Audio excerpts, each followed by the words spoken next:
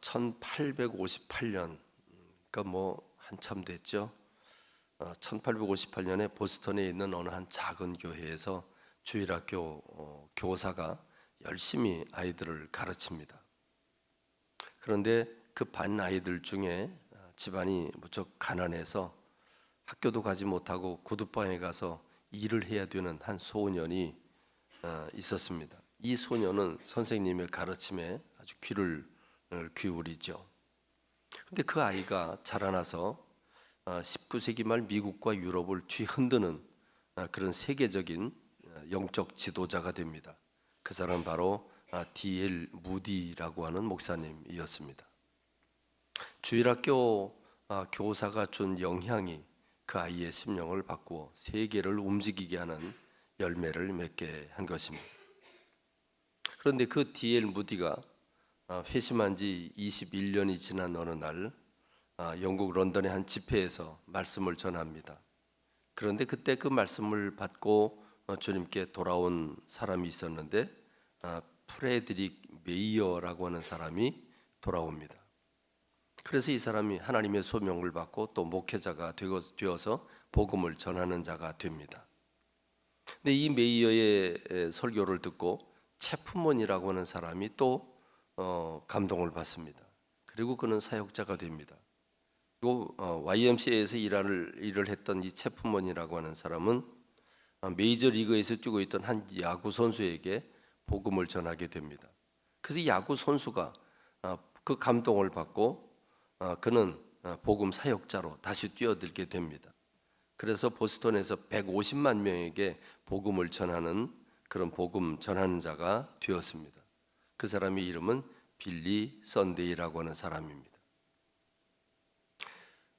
이야기는 여기서 그치지 않습니다. 이 빌리 선데이라고 하는 사람이 사역자가 되어서 노스 캐롤라이나의 샬롯이라고 하는 도시에서 집회를 엽니다. 3주간 동안이나 집회를 열었는데 별 열매가 없었습니다. 크나큰 수확이 없었습니다. 그 집회에서 예수님을 영접하는 사람들도 없었고 아주 냉랭한 분위기였습니다. 그런데 그때 청중 뒤쪽에서 어린 소년 하나가 걸어 나와서 예수님을 영접하겠다고 했습니다. 16살밖에 되지 않은 아이 한 명이 예수님을 영접하게 된 것입니다. 이 빌리 선데이는 아주 크게 낙심을 했습니다.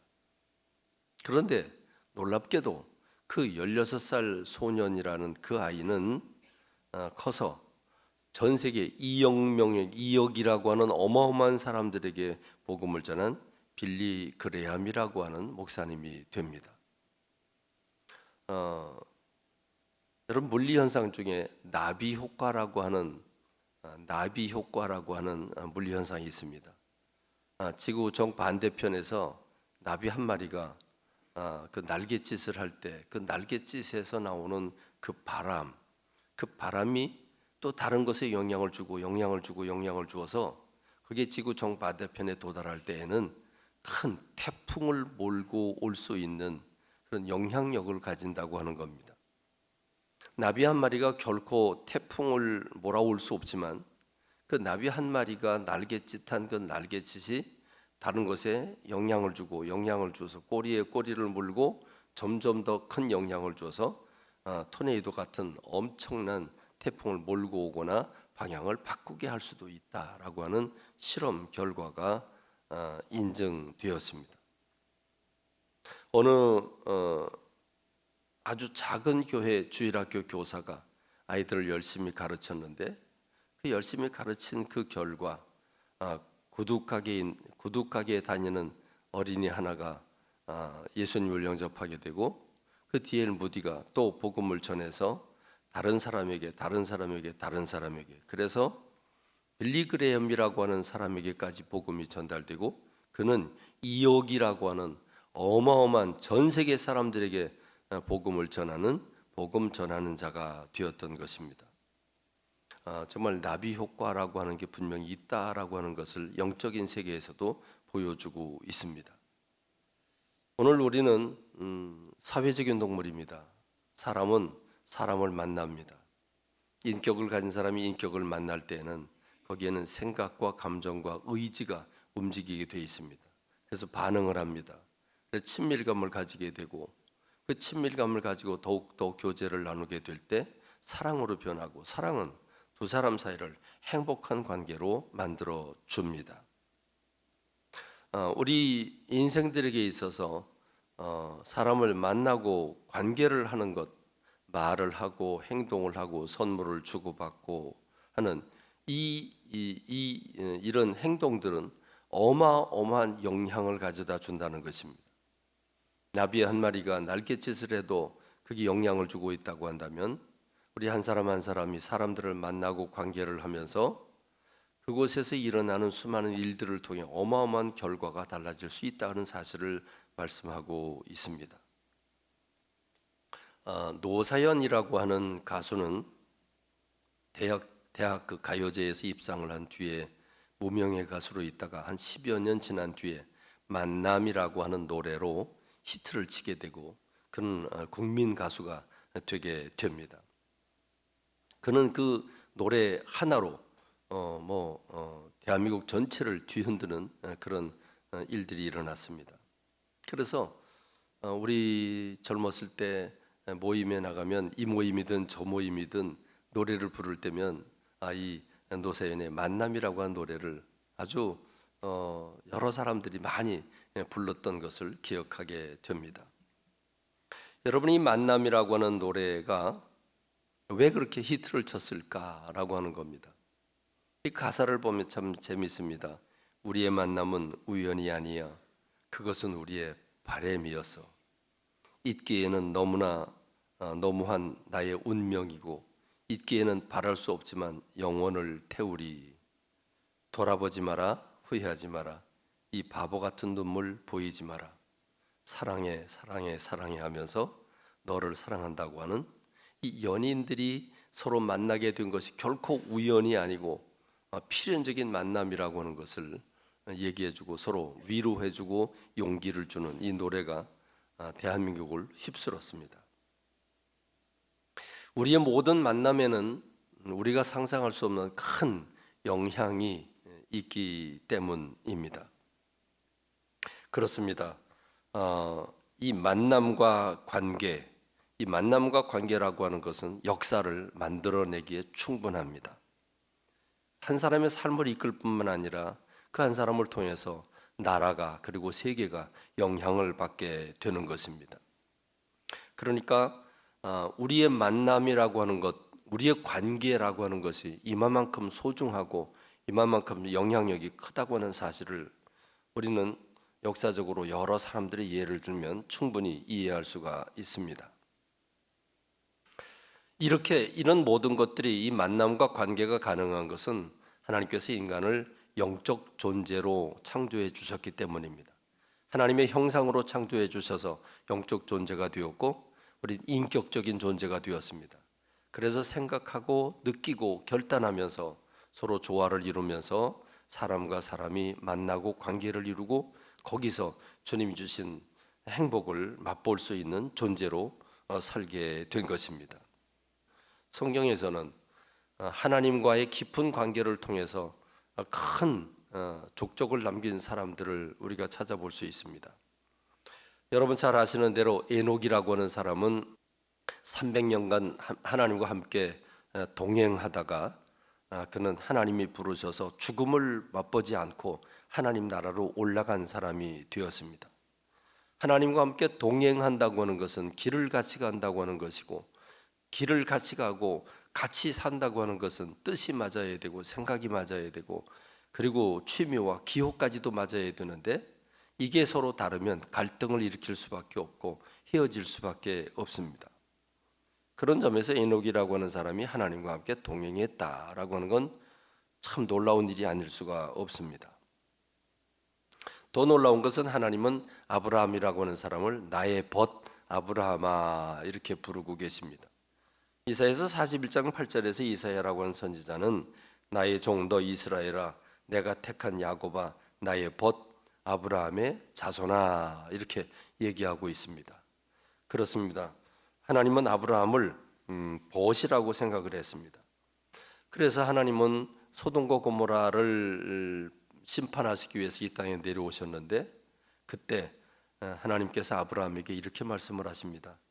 내가 하려고 하는 일을 아브라함인 너에게 내가 숨길 이유가 있겠느냐. 그러면서 그 소돔과 고모라에 대한 심판에 대한 소식을 알려주고 거기에 놀란 아브라함은 조카 롯을 생각하면서 중보 기도를 하면서 의인 10명이 있다면 그 도성을 멸하지 않겠다고 하는 약속을 받게 됩니다.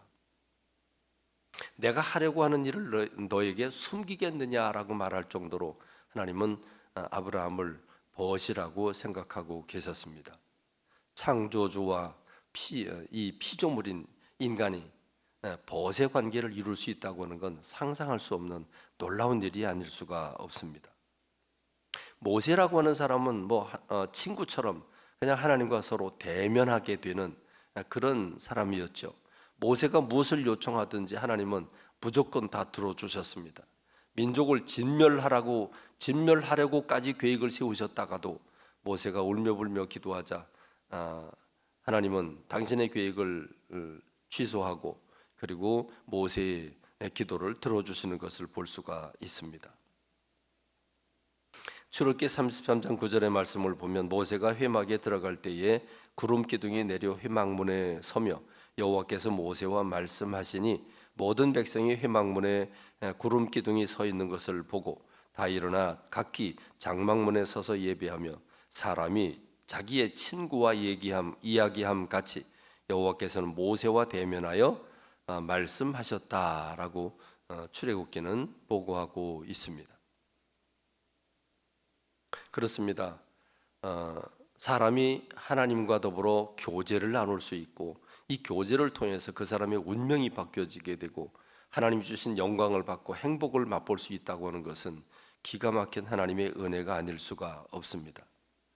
오늘 우리는 이제 이런 영혼을 찾겠다고 그들을 VIP로 대접을 하고 그들을 초청하고 그들을 만나고 그들과의 관계를 깊이 갖기를 원하고 있습니다. 여러분 이 일에 용기를 내시기 바랍니다. 여러분의 만나는 이 만남이 여러분의 말과 여러분의 선물과 또 여러분의 마음이 주고받을 때 어떤 역사가 일어나는지 우리는 알 수 없습니다. 지금 당장 열매가 맺어지고 안 맺어지고는 중요하지 않습니다. 우리가 이렇게 만남과 또 관계를 이루어 나갈 때에 성령께서 역사하시고 놀라운 열매를 맺게 하실 줄로 믿습니다. 오늘 우리가 읽은 본문의 말씀은 바로 우리가 하려고 하는 이 VIP들을 만나려고 하는 이 일이 얼마나 소중한 일인가를 우리에게 다시 한번 또 깨우쳐 줍니다. 태초부터 있는 생명의 말씀에 관하여는 그랬는데 태초부터 있는 생명의 말씀은 예수님을 가리켰죠. 예수님에 대해서는 우리가 들은 바고 눈으로 본 바고 자세히 보고 우리의 손으로 만진 바라라고 말하고 있습니다. 요한 1서를 기록한 것은 요한이라고 하는 제자이고 요한이라고 하는 제자는 마지막 만찬에서 예수님께 거의 반쯤 묻혀 있는 그런 사람이 요한입니다. 아직 나이가 어린 젊은 그 요한은 예수님의 사랑을 남달리 많이 받았습니다. 그래서 예수님과 누구보다도 친밀감 있는 관계를 유지했습니다. 그래서 우리가 예수님에 대해서는 들은 바고 눈으로 본 바고 자세히 보고 우리의 손으로 만진 바라고 이렇게 표현하고 있는 겁니다. 이 생명이 나타내신 바 된지라 이 영원한 생명을 우리가 보았고 증언하여 너희에게 전하노니 이는 아버지와 함께 계시다가 우리에게 나타내신 바 된 이시니라. 지금 사도 요한이 이 생명이 되는 생명의 말씀을 너희에게 전하는데 그 전하는 것은 바로 예수 그리스도를 전하는 것이라고 설명하고 있습니다. 그런데 이 사도 요한이 우리가 전도하는 이 예수 그리스도를 전하는 이 이유가 무엇인 줄 아느냐? 그 이유, 우리가 전도하는 이유가 뭐냐? 우리가 예수 그리스도를 전하는 이유가 뭐냐? 그 이유를 이렇게 말합니다. 우리가 보고 들은 바를 너희에게도 전함은 너희로 우리와 사귐이 있게 하려 함이니 우리의 사귐은 아버지와 그의 아들 예수 그리스도와 더불어 누림이라 그랬습니다. 지금 사도 요한은 우리가 이 복음을 전하는 이유는 너희와 우리가 사귐이 있게 하려고 그런다. 관계를 맺으려고 그런다. 사도 요한이 지금 복음을 전하면서 내가 복음을 전하는 이유는 너와 내가 친하게 지내고 싶어서 그렇고, 이 사귐을 갖는데 이 사귐을 통해서 예수 그리스도를 소개하고 싶고, 예수 그리스도를 소개하면 어떻게 되는가? 그러면 예수 그리스도와 더불어 주님이 주신 은총을 누릴 수 있기 때문이다 라고 말하고 있습니다. 이렇게 예수님을 전하게 됨으로 말미암아 그 관계를 통해서, 사귐을 통해서 다른 사람과 관계를 맺고 그 예수 그리스도를 전하게 되고, 예수 그리스도를 전할 때 그 결과는 우리가 이것을 쓰면 우리의 기쁨이 충만하게 하려 함이라 라고 말씀하고 있습니다. 다시 말하면 예수 그리스도를 전할 때 그가 구원받게 되고, 그는 영원한 생명을 받게 되고, 하나님이 주신 영광을 선물로 받게 되어서 그는 지금까지 맛보지 못했던 어마어마한 진정한 행복을 누릴 수 있다는 것입니다. 그가 그 영광을 누리는 것을 보는 우리들도 기쁨이 충만해진다고 하는 말이죠. 그렇습니다. 우리가 지금 복음을 전하려고 하는 것은 단지 교회의 한 사람의 숫자를 더 채우려고 하는 것이 아니라 그 한 영혼이 주님을 만나기를 원하기 때문입니다. 우리와의 교제를 통해서, 우리와의 만남을 통해서 예수 그리스도를 소개하고 예수님과 친해지게 하려고 하는 것이고, 예수님을 모시게 됨으로 말미암아 그들이 구원받고 그들이 영원한 생명을 얻고 그들이 주님이 주신 복을 받고 누리게 하기 위해서 우리가 이 일을 한다고 사도 요한이 힘주어 말하고 있습니다. 그렇습니다. 오늘 우리가 이런 영혼을 찾겠다고 하는 것도, VIP를 만나고 또 선물을 주겠다고 하는 것도 다 그런 의도가 있습니다. 여러분들이 한 사람씩, 한 사람 이상씩 이런 영혼을 찾기를 위해서 작정하기를 안내해 드렸고, 또 오늘 여러분 로비에 보면 알지만 꽃을 준비해 놨습니다. 전도팀이 꽃을 구해서 다 이렇게 아름답게 만들어 놨는데, 그걸 여러분들에게 3,000원씩 아주 저렴한 가격에 판매를 하고, 여러분들은 그걸 구해서 여러분이 만나려고 하는 사람들에게 선물을 주고 그들의 마음을 열게 하고 관계를 갖고 사귐을 가짐으로써 예수 그리스도를 소개하는 데 도움을 드리려고 하는 겁니다. 그러나 우리가 만나고자 하는 사람들은 이 비밀도 모르고, 아마 어쩌면 우리가 예수 그리스도에 관한 얘기를 꺼내게 되면 그들은 이런지하에 거절하게 될지도 모릅니다. 또 관계가 끊어질지도 모릅니다. 아니, 관계가 소목해지고 무한하게 되게 될지도 모릅니다. 그러나 저는 여러분들에게 부탁을 드립니다. 포기하지 않기를 간절히 사모합니다. 오늘 우리가 사는 시대가 그렇습니다. 오늘 우리가 사는 시대, 역사적으로 보면 노아 홍수 시대도 있었고, 느무로 시대도 있었고, 이스라엘 시대도 있었고, 역사는 참 수천 년 역사 흘러가면서 많은 일들이 있었습니다. 그러나 오늘 우리가 사는 시대처럼 대놓고 하나님을 거절하고 하나님을 대적하는 시대는 없었습니다. 그래도 근세에는 이성을 중시 여겼습니다. 그래서 생각하는 것, 뭔가 지적으로 연구를 하는 것, 뭔가 과학적인 사고를 갖는 것 대단히 중요하다고 생각을 했습니다. 근데 지금은 그 생각마저도 버렸습니다. 이제는 육체의 감각을 소중히 여기는 포스트 모던 시대를 우리가 살고 있습니다. 지금 포스트 모던 시대를 살고 있는 지금 이 시대에는 자기가 왕입니다. 다원주의 시대를 살면서 우리는 너도 옳고 나도 옳다고 하는 생각을 가지는 그런 시대를 살고 있습니다. 그래서 차별금지라고 하는, 누구를 차별해서는 안 된다고 하는 그 법을 만들면서 기독교를 차별하려고 하는 이상한 법을 만들려고 하는 게 오늘 우리가 사는 시대의 모습입니다. 차별하지 말자고 그러면서 기독교인들은, 교회는 엄청나게 차별하는 이 현실을 우리는 어떻게 보아야 될까요? 그렇습니다. 만남을 회피하고 홀로 있기를 원하는 개인주의 시대를 우리가 살아가고 있습니다. 코로나19 이후에 사람을 만나는 것을 회피하는 그런 문화가 우리 가운데 일어나게 됐고 사람과 사람이 단절되는 그런 시대를 살아가고 있습니다.